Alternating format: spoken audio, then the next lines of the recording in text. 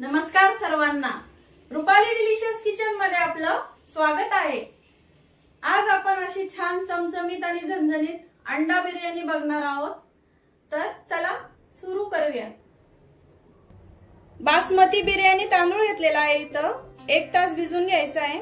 अंडी घेतली आहेत 7, 4 कांदे घेतले, इथं पुदिन्याची पानं घेतली आहे, कोथिंबीर घेतली आहे। हे दोन्ही आपल्याला कट करून घ्यायचं आहे। वाटणाचं साहित्य बघूया।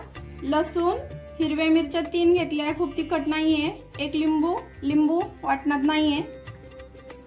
1 टोमॅटो, अर्धा इंच आलं आणि तांदूळ शिजून घेणार आहे। त्यामध्ये आपल्याला खडे मसाले लागणार आहे। तर याच्यामध्ये तमालपत्र, दालचिनी, 1 चक्री फूल, 4 लवंग आणि 4-5 मिरे। फोडणीसाठी इथं जिरा घेतलाय। हा आमचा घरगुती लाल मसाला आहे। धना पावडर, हळद, बिर्याणी मसाला आणि चवीपुरतं मीठ घेतलंय। फक्त जी ग्रेव्ही बनवणार आहे तेवढ्या पुरतच इथं मीठ घेतलंय। आणि 10 ते 12 केशरची आपल्याला काड्या घ्यायच्या आहेत। यामध्ये कोमट दूध टाकायचं आणि ते ठेवायचं। मी नंतर पुढे दाखवते तुम्हाला। आता आपल्याला कांद्याचा बिरिस्ता तयार करायचा आहे। तर हे कांदे मी कट करून घेणार आहे। कट करताना दाखवते तुम्हाला। तांदूळ स्वच्छ धुवून घ्यायचे आहे। पाणी एकदम स्वच्छ दिसलं पाहिजे। आणि इथं वजनी प्रमाण म्हणाल तांदळाचं तर 250 ग्रॅम घेतलेले आहे। आता तांदळाच्या चौपट पाणी आपल्याला गरम करायला ठेवायचं आहे। पाण्याला उकळी फुटेपर्यंत मी कांदा कट करून घेणार आहे।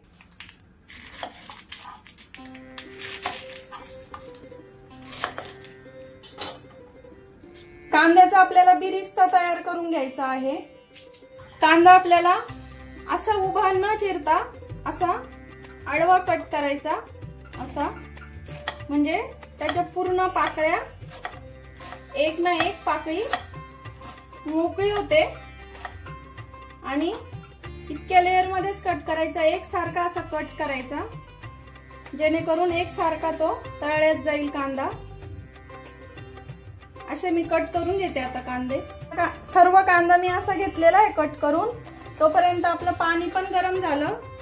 आता पाणी गरम झाल्यावर आपल्याला त्यामध्ये जवळपास 2 ते 3 चमचे मीठ टाकायचं आहे। हे पाणी आपलं पूर्ण असं समुद्रासारखं खारट लागलं पाहिजे आपल्याला। आणि हे सर्व खडे मसाले काढून घेतलेले आहेत, हे पण आत्ताच टाकते, जेणेकरून त्याचा फ्लेवर पूर्ण भातामध्ये उतरेल। आणि केशर मध्ये दूधही टाकून घेतलंय कोमट, याचा फ्लेवर पण छान येतो आणि वेगळा रंग टाकायची गरज पडत नाही बिर्याणीला। पाण्याला खळखळून उकळी आल्यावर आपल्याला तांदूळ घालायचे आहे त्यामध्ये।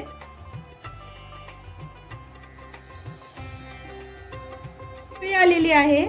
पाण्याचा थोडा कलर चेंज झालाय खडे मसाल्यांमुळे, त्यामुळे थोडासा लिंबाचा रस टाकायचा आणि लिंबाचं सालही त्याच्यातच टाकून द्यायचं पाण्यामध्ये। आणि आपण जे भिजून घेतलेले तांदूळ आहे ते उकळी फुटली त्यामुळे त्याच्यामध्ये टाकून देणार आहे आता मी।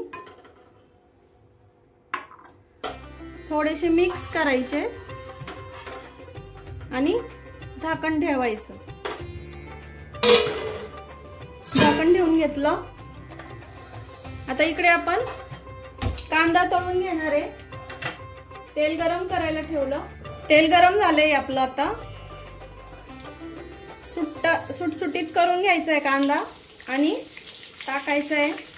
तेलामध्ये किती कांदा बसतो तेवढाच टाका आणि छान कडक करून घ्यायचा आहे आपल्याला कांदा। कांद्यामध्ये जास्त प्रमाणात पाणी असतं, त्यामुळं आधी स्टार्टिंगला हाय हीट वरच तळून घ्यायचा आहे कांदा। तळून घेते मी आता कांदा। कांदा थोडासा लाल दिसायला लागला की गॅसची फ्लेम कमी करायची आहे आणि कमी फ्लेम वरतीच आपल्याला हा कांदा आता पुढचा फ्राय करून घ्यायचा आहे। आता तांदूळ आपल्याला, मी आधी सांगायला विसरले तुम्हाला, तांदूळ आपल्याला फक्त 80% शिजून घ्यायचा आहे। तर शिजलाय आपला 80% तांदूळ। आता मी हा एखाद्या चाळणीत काढून घेते आणि दाखवते तुम्हाला। आपला आता ब्राऊन रंगावरती झालाय। खूप असा काळा करायचा नाही, नाहीतर तो करपलेला लागू शकतो। गॅस बंद करते आणि असा कढईमध्ये आणि झाऱ्यामध्ये प्रेस करायचा कांदा आणि एका डिश मध्ये काढून घ्यायचा। खूप जास्त काळा नाही करायचा आणि असा पसरून द्यायचा डिश मध्ये, जेणेकरून कारण तेलातनं कांदा काढला डिश मध्ये तरी त्याची प्रोसेस चालूच असते तळायची 2 मिनिटांसाठी। तेल गरम असतं त्यामुळं थोडासा आधीच काढायचा, नंतर खूप छान कुरकुरीत होतो तो थोडासा थंड झाल्यावरती। कांदा असा कुरकुरीत झालाय मस्त आणि कांदा आणि तांदूळ शिजेपर्यंत वाटणही वाटून घेतलंय। आता आपण कांदा तळलेलं जे तेल आहे त्यातलं मी थोडंसं इथं टाकून घेते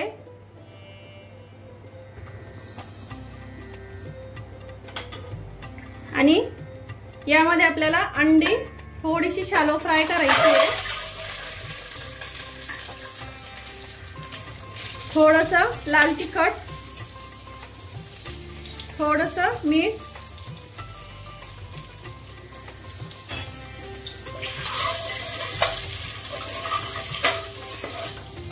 एक मिनिटभर आपल्याला ही शॅलो फ्राय करून घेतली। आता मी काढून घेते आणि याच पातेल्यामध्ये अजून थोडंसं तेल टाकणार आहे। आता यामध्ये जे आपण वाटण वाटून घेतले टोमॅटोचं आणि लसूण, टोमॅटो, हिरवी मिरची, आलं आणि लसूण ते आता याच्यात टाकून घेते मी। हे पूर्ण तेल सुटेपर्यंत आपल्याला परतून घ्यायचंय। टोमॅटोच्या आणि बाकीच्या साहित्याला छान तेल सुटलंय। आता मी इथं सुके मसाले घालून घेत आहे। 1 चमचा आमचा घरगुती लाल मसाला। तुम्हाला कसं तिखट लागतं त्याप्रमाणे तुम्ही कमी अधिक मसाले करू शकता। इथं अर्धा चमचा धना पावडर, 1 चमचा बिर्याणी मसाला, पाव चमचा हळद आणि चवीपुरतं मीठ घालून घ्यायचंय। आणि आपण हा बिरिस्ता जो तयार केलाय त्यातला मी इथं अर्धा टाकून घेणार आहे आणि अर्धा लेअर साठी ठेवणार आहे आणि लिंबाचा 3रा भाग आपण इथं टाकून घेणार आहे। आता हे छान परतून घ्यायचंय मसाले। तुम्हाला जास्त मसाला आवडत असेल बिर्याणी मध्ये तर थोडासा 1 टोमॅटो आणि 1-2 कांदे वाढून घ्या। गॅस कमी करते। भाताचं जे शिजवलेलं पाणी असतं त्यातलं थोडंसं मी इथं टाकून घेते, जेणेकरून मसाले आपले करपणार नाही। भाताचं पाणी थोडंसं उरवून ठेवायचं आणि जी अंडी आपण शॅलो फ्राय करून घेतलेली आहे ती सर्व इथं टाकून देणार आहे मी।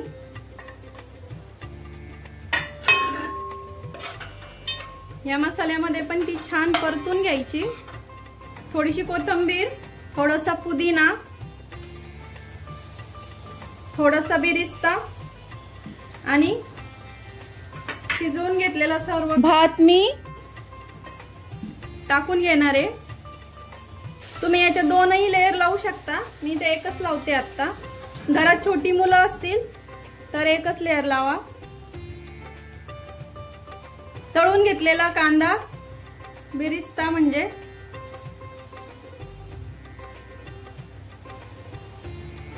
थोडासा पुदिना आणि कोथिंबीर आणि केशरचं आपल्याला इथं दूध घालून घ्यायचंय।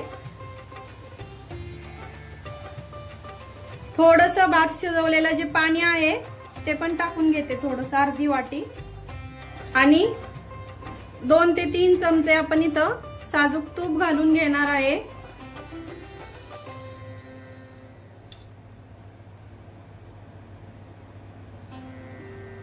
कमी गॅसवर 2 मिनिटं असंच ठेवायचं। तूप वगैरे सगळं टाकून झालं का असं झाकण ठेवायचं एकदम पॅक आणि त्यावर असं जड वस्तू ठेवायची डायरेक्ट गॅसवरती 2 मिनिटं झाले की इकडं मी तवा गरम करायला ठेवलाय, तर या तव्यावर आपण शिफ्ट करणार आहे। आता आपल्याला 15 ते 20 मिनिटं दम देऊन घ्यायचा आहे। आधी थोडासा 5 मिनिटं फुल ठेवायचा गॅस तव्यावर ठेवल्यावर, आणि नंतर 10 मिनिटांसाठी एकदम मंद आचेवर आपल्याला दम देऊन घ्यायचा आहे बिर्याणीला मी 15 ते 20 मिनिटं दम दिला आणि 15 ते 20 मिनिटं तशीच झाकण लावून आपल्याला ठेवायची आहे रेस्टसाठी। त्यामुळे मसाल्यांचा फ्लेवर खूप छान उतरतो भातामध्ये।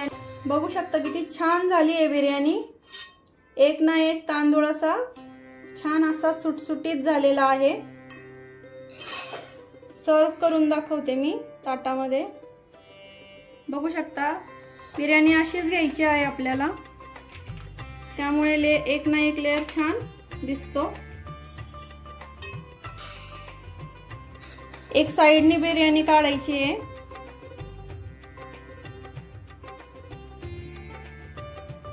सगळ्या पूर्ण घरभर अरोमा पसरलाय बिर्याणीचा, तुम्ही नक्की ट्राय करा। बघू शकता बिर्याणीला किती छान कलर आलाय, एक एक दाणा पूर्ण मोकळा झालेला आहे, एकदम सुटसुटीत। आणि रेसिपी नक्की ट्राय करा आणि कमेंट मध्ये सांगा मला कशी वाटली तुम्हाला।